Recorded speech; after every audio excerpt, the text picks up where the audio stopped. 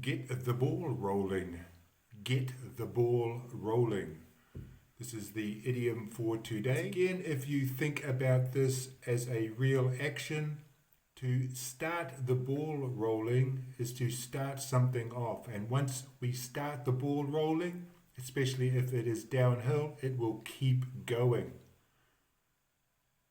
So we use this idiom to get the ball rolling or to start the ball rolling to mean that somebody has started a process, has started something happening. So let's have a look at a couple of examples using this idiom in some dialogue.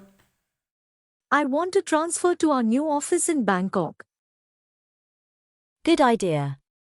To get the ball rolling, you should talk to someone in the HR department. Welcome everybody. Thank you for attending this meeting. To get the ball rolling, I've asked Jed to give us an overview of the project plan. That's it.